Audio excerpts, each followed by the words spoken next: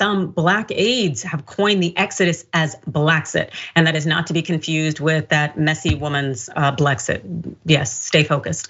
So what Politico said is that at least 21 Black staffers have left the White House since late last year and are planning to leave soon. Some of those who remain say it's no wonder why. They describe a work environment with little support from their superiors and fewer chances for promotion. That sounds like something that many people of color and women face working in particularly the private sector. So it's very unfortunate that that's also seemed to be going on in the public sector. And one of the first big exits that we saw was back in December when Harris's senior advisor and chief spokesperson, Simone Sanders, pictured here, announced her departure to go to MSNBC. Since then, Harris senior aides Tina Flournoy, Ashley Etten, and Vincent Evans and public engagement head Cedric Richmond have also left. Now, Politico goes on to list many others who have either left or are planning to leave in the coming weeks. And now that concerns have been raised among outside observers, well, they're pushing for diversification of ranks, like Spencer Overton. He was a professor of mine at G Law.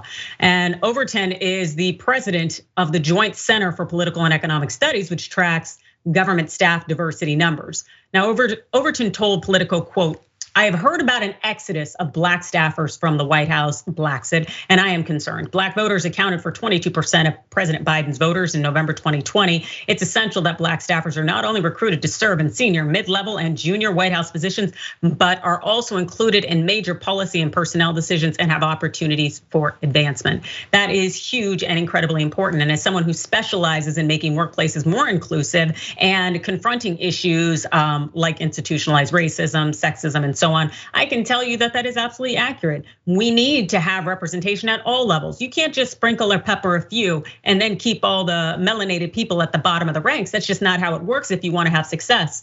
Because the reality is you need to start treating Black and brown people in your work ranks, much like you treat the white men in the workplace. So they should be everywhere. They should have every opportunity. That's a given. So as much as Biden's efforts, it's definitely nice and all. At the same time, if they're not effective, what are you doing other than wasting our time? Dina.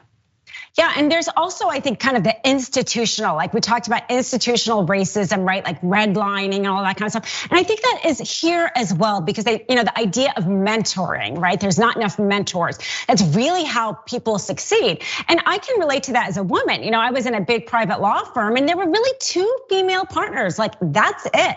And one of them was so gracious to mentor, but it was really just up to whether or not those 2 can do it. So if there's not enough senior, Black staffers who can mentor, that makes a big effect. And also to the point that the article mentioned, how government employees get paid a lot less, right? The White House staffers get paid a lot less than if they did that same job in the private sector. And some people left because they were getting good opportunities, which is like great for them. But the idea is that if you don't come from generational wealth, you're not able to stick it out in a job that pays so poorly.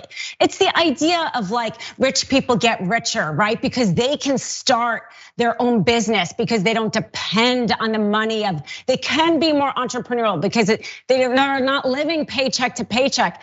It's that kind of institutional that kind of needs, how do you address that? Because it is very hard to work in a government job and get paid so much less when you can get paid more doing your same job in a private sector. And that's not an easy thing to fix. No, it's not. And especially because we know that Black and brown people tend to have more student loans than others, in part because of generational wealth and the lack thereof. Also, Black women are the highest educated demographic in our nation, which means by virtue of that, we are going to have more student loans. And the fact is that if you want to serve your country, you also have the education for it. You are disincentivized by virtue of the fact that, again, as you mentioned, you are not going to be paid much. But on top of that, when you are facing glass ceilings, when there are limitations on you because you're a person of color, when your voice is not welcomed, valued, respected, and heard, as we say at Jennifer Brown Consulting, and when you just can't seem to rise, yet everyone else gets to rise,